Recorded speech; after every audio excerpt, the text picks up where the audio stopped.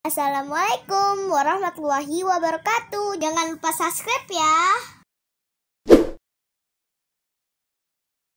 Bismillahirrahmanirrahim.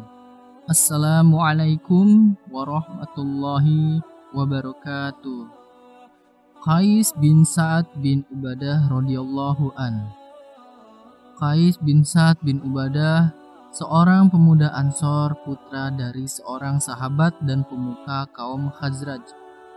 Ayahnya Sa'ad bin Ubadah bin Dulaiman telah memeluk Islam pada Baitul Aqabah kedua. Ketika Nabi Shallallahu Alaihi Wasallam telah tinggal di Madinah, saat membawa anaknya Qais kepada beliau untuk memeluk Islam. Kemudian ia berkata, "Ini adalah khadam atau pelayan Anda ya Rasulullah."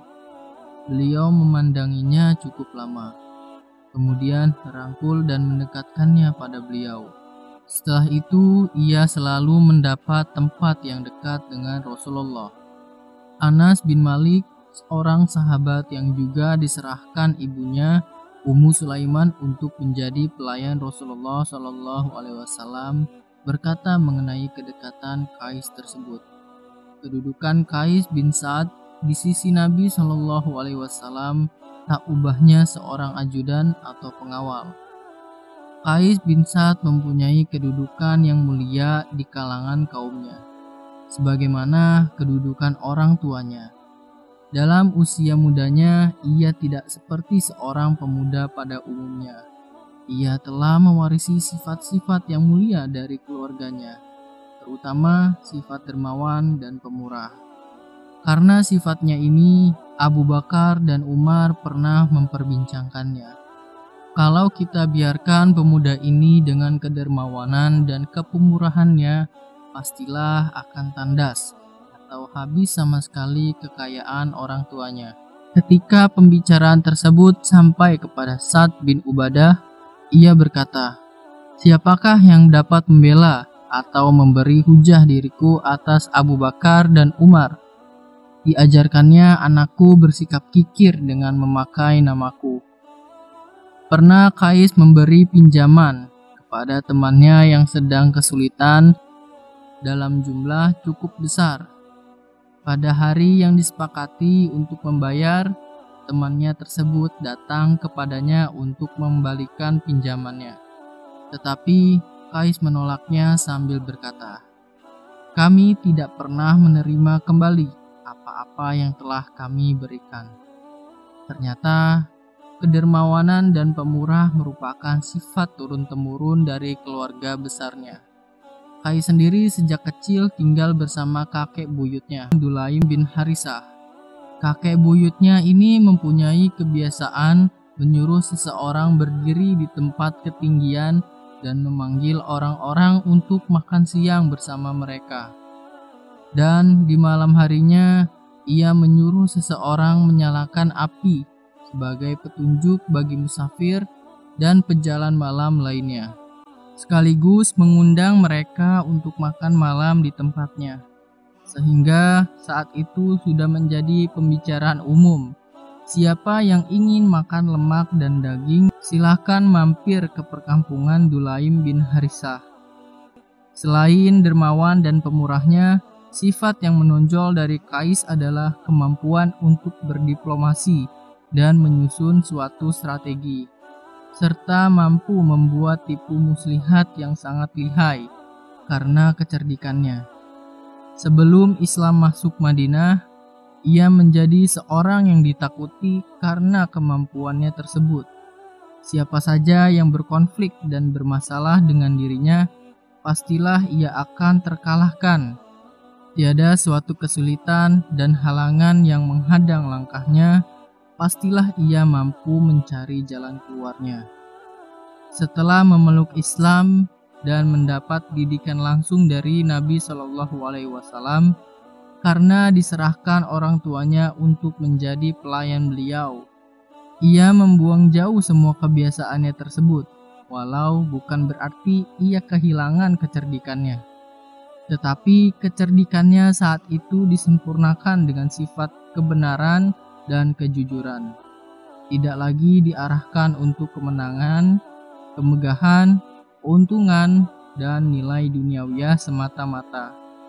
Qais bin Sa'ad pernah berkata tentang kemampuannya tersebut, "Kalau bukan karena Islam, saya sanggup membuat tipu muslihat yang tidak dapat ditandingi oleh orang Arab manapun." Qais juga pernah berkata, "Kalau tidaklah aku mendengar Rasulullah Shallallahu Alaihi Wasallam bersabda, tipu daya dan muslihat licik itu di neraka, tentulah aku orang yang paling lihai di antara umat ini." Seperti dikatakan sahabat Anas bahwa Qais ini tidak ubahnya ajudan Nabi Shallallahu Alaihi Wasallam. Maka ia tak pernah tertinggal dalam pertempuran bersama beliau. Seperti halnya para sahabat beliau lainnya, begitu juga dengan masa khalifah pengganti beliau. Sehingga pada masa khalifah Ali bin Abi Thalib yang diwarnai dengan pertikaian dengan Muawiyah bin Abu Sufyan, Qais akhirnya memilih berpihak kepada Ali karena ia melihatnya berada di jalan kebenaran. Khalifah Ali sempat mengangkatnya sebagai gubernur di Mesir, tetapi kemudian ia dicopot dari jabatannya tersebut karena suatu fitnah.